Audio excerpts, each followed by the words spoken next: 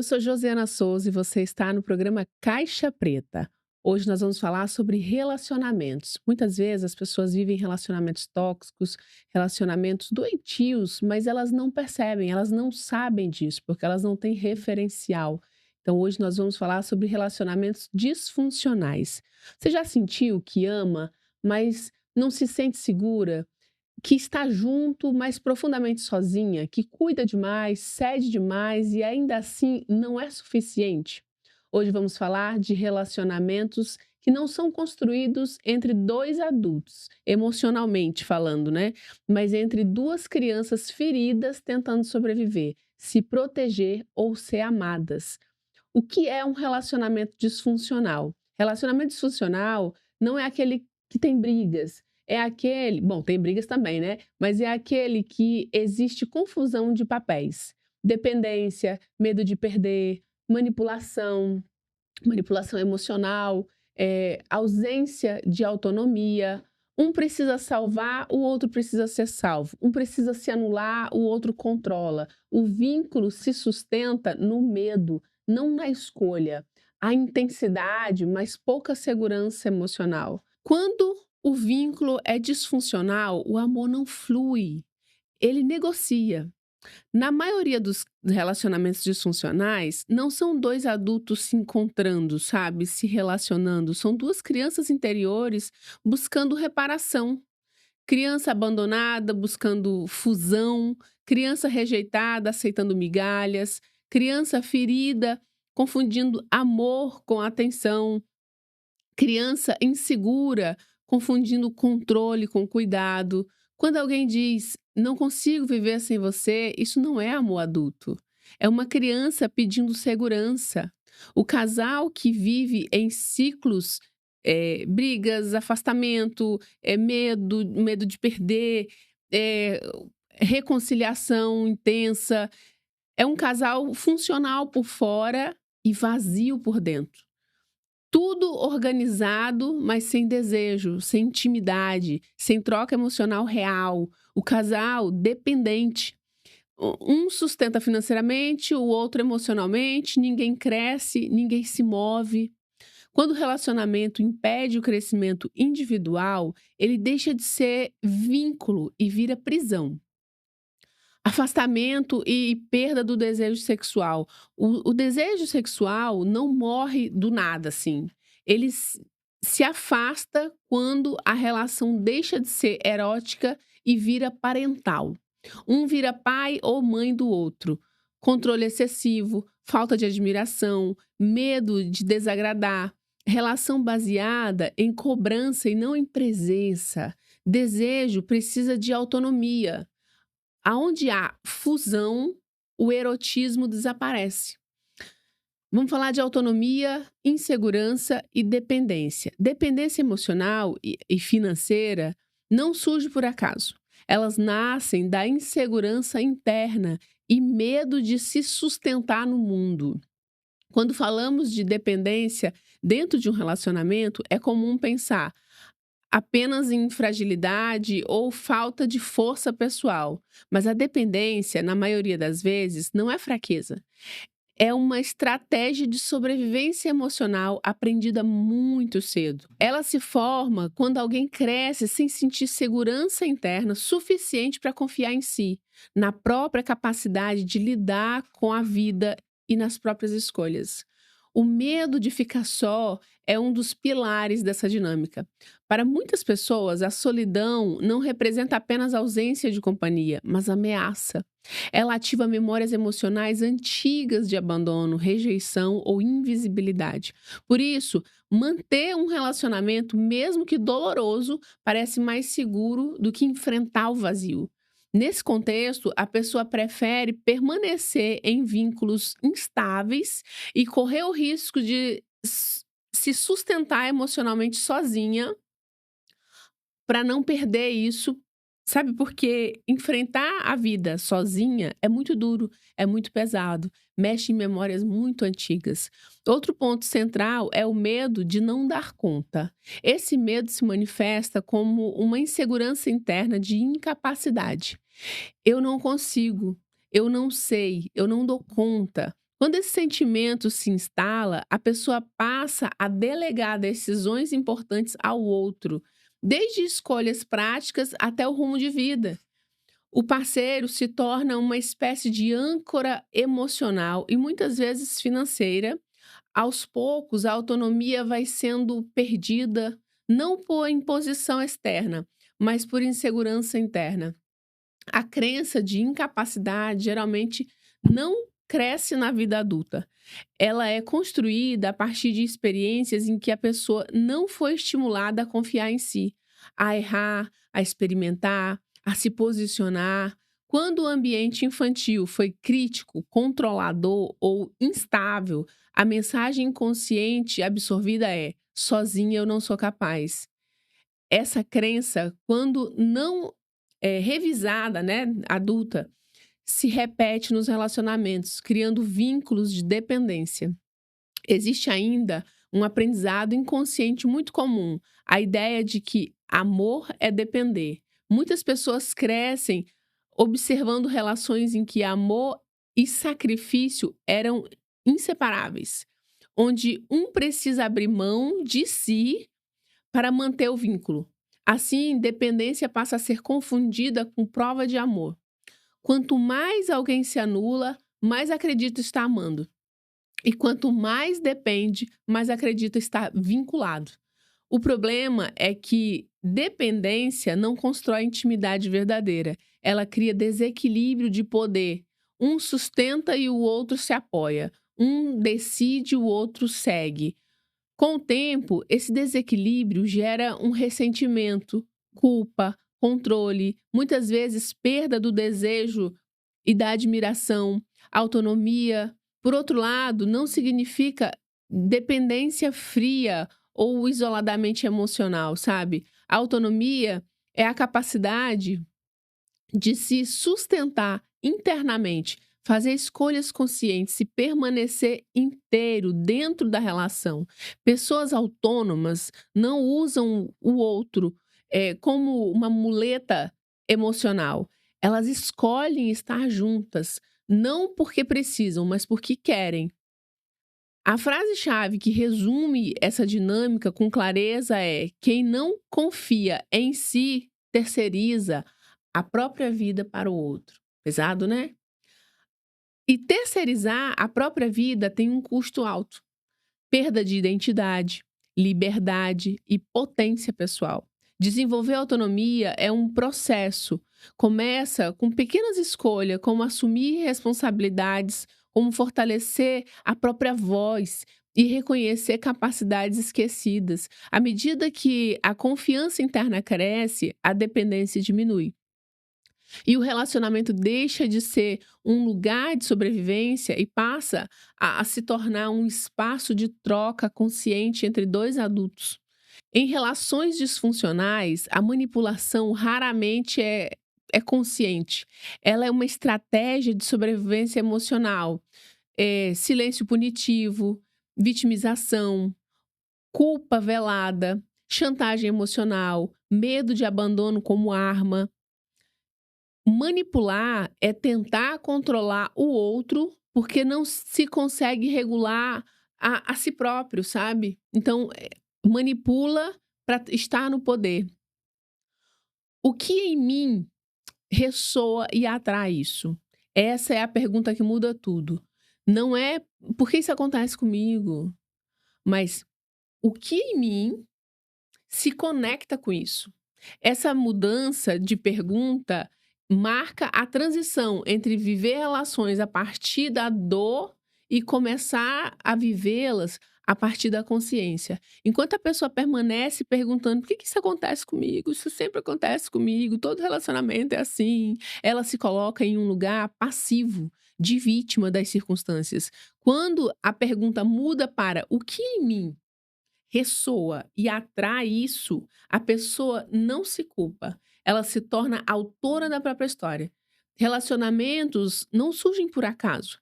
Eles não são punições do destino, simples coincidências. Eles são encontros entre histórias emocionais compatíveis, entre feridas que se reconhecem entre necessidades inconscientes que se encaixam como peças de um quebra-cabeça invisível. Isso não significa que alguém merece sofrer. Significa que aquilo que não foi elaborado dentro de nós tende a se manifestar aqui fora, nas relações íntimas. Então, a palavra ressoar é importante.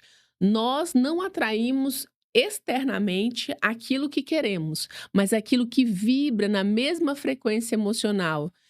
Se dentro de alguém existe medo de abandono, é provável que ela se conecte com pessoas emocionalmente indisponíveis. Se existe insegurança, pode haver atração por figuras dominantes. Se existe sensação de não ser suficiente, é comum se envolver com quem reforça essa crença, ainda que de forma sutil.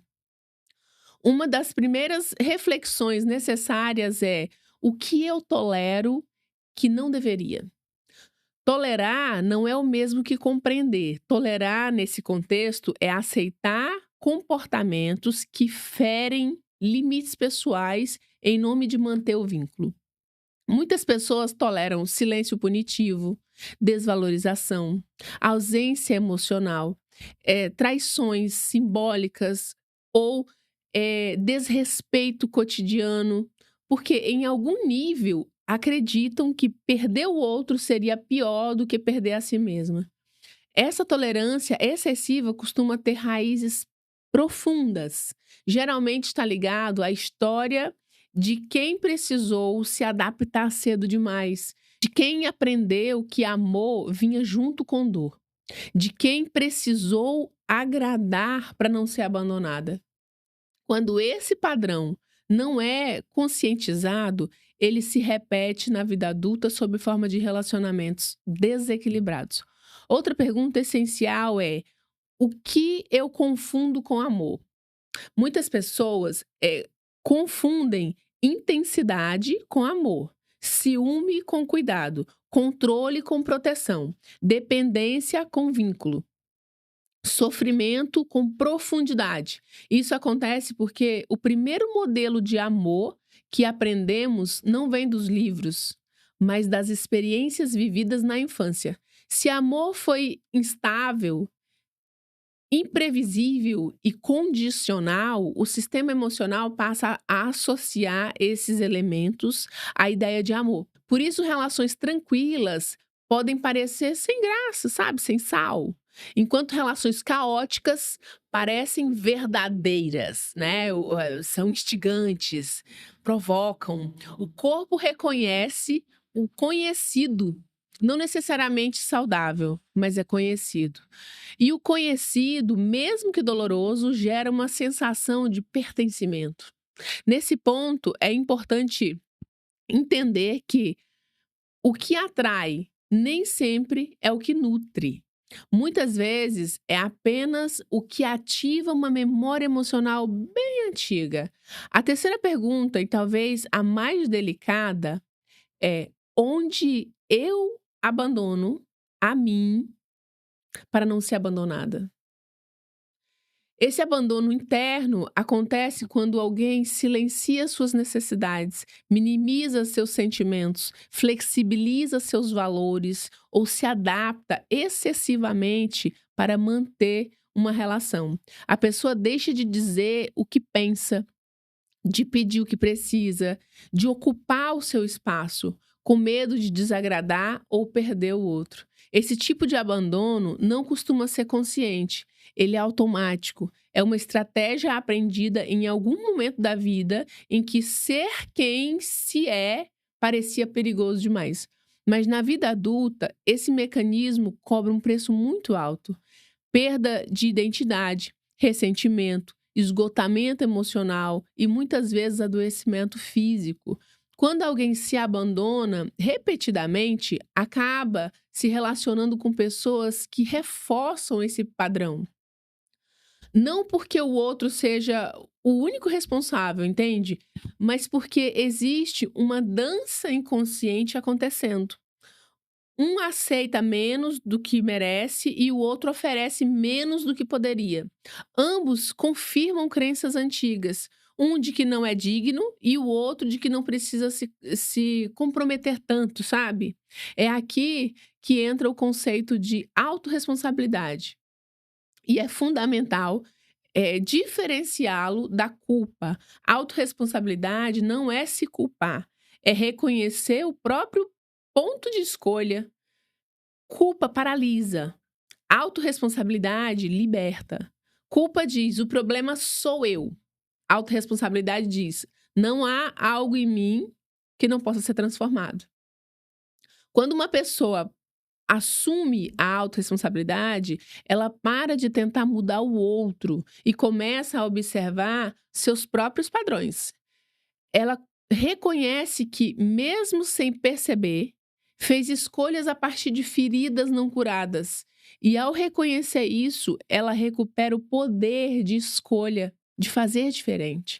A autorresponsabilidade também envolve perceber os ganhos secundários. Eu vou fazer um programa inteiro só sobre ganhos secundários, porque esse assunto aqui é muito importante, é muito relevante e muitas pessoas passam uma vida inteira com ganhos secundários de sofrimento. Por mais paradoxal que pareça, todo padrão que se repete oferece algum tipo de ganho inconsciente. Pertencimento, identidade, familiaridade, sensação de ser necessária ou até a manipulação de uma narrativa interna. Enquanto esses ganhos não são vistos, o padrão se mantém. Outro ponto importante é compreender que não se trata de atrair pessoas ruins. Aquele famoso dedo podre, né? Nossa, eu tenho dedo podre, só atraio tranqueira. Não, não é sobre isso. Mas se manter disponível para determinadas dinâmicas. Disponibilidade emocional não é apenas estar aberta para amar, mas é estar consciente do que se aceita, do que se negocia, do que é inegociável. Quando a pessoa fortalece sua autonomia emocional, ela naturalmente deixa de ressoar com relações que exigem autonegociação. Sair desse lugar exige um movimento interno de maturidade. Significa aprender a sustentar a própria presença, mesmo que implique frustração, solidão, temporária, claro, né? Ou rompimento de vínculos conhecidos. Significa escolher o desconforto do crescimento ao invés do conforto da repetição. Esse processo não é imediato. Ele é construído com consciência, suporte e prática. Mas toda vez que alguém escolhe não se abandonar, algo muda na dinâmica. O corpo muda, a energia muda, o tipo de pessoa que se aproxima muda. Porque no fim, relações saudáveis não são atraídas por esforços, mas por coerência interna. Quando alguém se trata com respeito, aprende a reconhecer limites e honrar sua própria história, ela deixa de perguntar: por que isso acontece comigo? E passa a afirmar: eu escolho diferente. E é nesse ponto que o amor deixa de ser um lugar de reparação emocional e passa a ser um espaço de encontro entre dois adultos internos. No coração de muitos relacionamentos disfuncionais, existe uma estrutura invisível que sustenta o conflito, o desgaste e a repetição. É o triângulo do drama. Ele foi descrito na psicologia como uma dinâmica relacional em que as pessoas se movimentam entre três papéis emocionais: vítima, salvador e perseguidor. À primeira vista, esses papéis parecem diferentes, mas todos têm algo em comum. Nenhum deles opera a partir da consciência adulta. Eles são estratégias de sobrevivência emocional aprendida muito cedo na vida. O triângulo do drama não nasce no relacionamento amoroso. Ele é ativado ali. A sua origem está nas experiências precoces, nos vínculos primários, na forma que aprendemos a pedir amor, atenção, proteção ou reconhecimento. Quando dois adultos se encontram carregando essas estratégias inconscientes, o relacionamento deixa de ser um espaço de troca e passa a ser um campo de competição emocional. A vítima é o papel mais fácil da gente reconhecer, né? Todo mundo conhece. É aquela pessoa que vive com a sensação constante de injustiça. Tudo acontece com ela, nada parece dar certo. E a vida sempre parece maior do que a sua capacidade de lidar. No relacionamento, a vítima tende a se colocar como dependente emocional ou financeira. Ela espera que o outro resolva, decida, sustente ou salve as suas dificuldades. Frase como: "Eu não consigo sozinha. Você sabe que eu sou assim. Se você me amasse, faria isso por mim", são comuns nesse papel. Um exemplo clássico é a pessoa que se mantém em uma relação infeliz porque acredita que não sobreviveria sem o parceiro. Gente, isso acontece muito, eu vejo muito dentro do consultório. Mesmo sofrendo, ela permanece, porque o medo de se responsabilizar pela própria vida é maior do que a dor da relação. A vítima muitas vezes não percebe que, ao se colocar nesse lugar, ela entrega o próprio poder e infantiliza o vínculo. O salvador surge como o oposto aparente da vítima, mas na verdade é o seu complemento. Ele é aquele que assume responsabilidades que não são suas, que resolve problemas que o outro deveria enfrentar, né? Que sustenta emocionalmente, financeiramente ou psicologicamente o parceiro. O salvador se sente importante quando é necessário. Ele confunde amor com utilidade e cuidado com controle disfarçado. Um exemplo comum é o parceiro que paga todas as contas, organiza a vida do outro, toma decisões por ele, ao mesmo tempo se sente exausto, sobrecarregado e ressentido. Em algum momento, o Salvador cobra: "Eu faço tudo por você e você não valoriza". O que não percebe é que, ao salvar, ele impede o outro de crescer. O salvador também não age como adulto. Ele age a partir da necessidade de ser indispensável.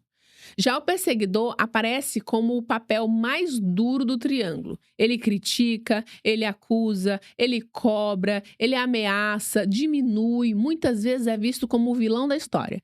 Mas emocionalmente, o perseguidor também opera a partir do medo. Ele tenta controlar o outro pela força, pela culpa ou pelo medo, porque não confia na relação nem em si mesmo. Um exemplo frequente é a pessoa que fiscaliza, desqualifica, ironiza ou invalida os sentimentos do parceiro. Ele acredita que, sendo duro, mantém, o controle da situação.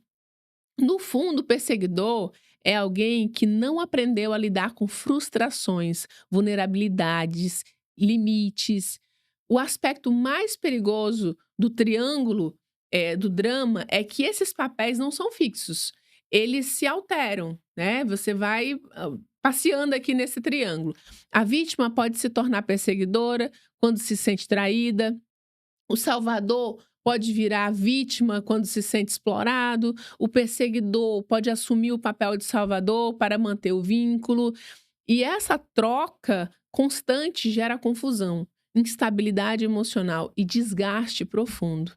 Dentro dessa dinâmica, o desejo sexual tende a desaparecer. Isso porque o erotismo exige autonomia, admiração e alteridade. Quando um cuida demais, o outro se infantiliza. Quando um controla, o outro se fecha. O relacionamento perde a polaridade adulta e se transforma em uma relação parental, onde um manda e o outro obedece. Ou um cuida e o outro depende. Sair do triângulo do drama não é simples, mas é possível. E o primeiro passo é a consciência, sempre a consciência, gente.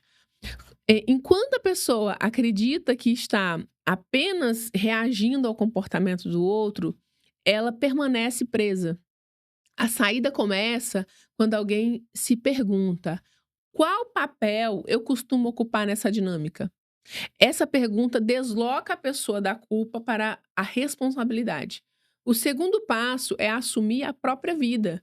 Para a vítima, isso significa parar de esperar que o outro resolva. É aprender a tomar decisões, buscar recursos, construir autonomia emocional e financeira. Não se trata de abandonar o relacionamento, mas de abandonar a postura infantil dentro desse relacionamento. Para o Salvador, sair da dinâmica exige aprender a dizer não, suportar a frustração do outro e confiar que cada pessoa precisa enfrentar suas próprias dificuldades. O Salvador precisa lidar com o vazio que surge quando ele não é mais necessário. E entender que amor adulto não é sobre ser indispensável, mas sobre ser escolhido. Já o perseguidor precisa desenvolver autorregulação emocional. Isso significa aprender a reconhecer emoções antes que elas virem ataque, críticas e controle. É trocar a acusação pela comunicação clara, o julgamento pelo limite, a violência emocional pela presença consciente. Existe ainda um quarto lugar possível, fora do triângulo do drama. O lugar do adulto responsável. O adulto não salva, não acusa, não vitimiza. Ele dialoga, negocia, coloca limites, assume consequências e respeita a autonomia do outro. No lugar adulto, o relacionamento deixa de ser um campo de sobrevivência e passa a ser um espaço de crescimento. Sair do triângulo do drama exige coragem. Coragem para perder o papel conhecido, para enfrentar a própria história, para sustentar desconfortos que antes eram evitados. Mas é somente fora desse triângulo que o amor pode amadurecer.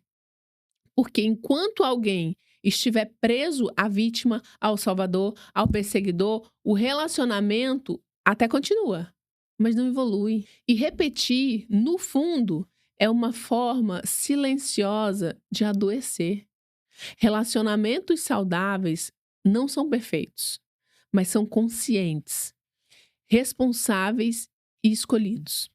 Quando duas pessoas adultas se encontram, não é o medo que sustenta o vínculo, é a presença, é o diálogo, é o respeito aos limites e a disposição de crescer juntos. Sem se anular ou controlar. Crescer dói, mas repetir dói mais. E amadurecer é escolher não viver o mesmo capítulo para sempre. Esse foi mais um Caixa Preta, espero que tenha te ajudado. Se você ficou até aqui, eu te agradeço pela companhia. Peço que se inscreva no canal, que curta, que compartilhe com quem precisa, porque assim você ajuda o canal a crescer. Muito obrigada.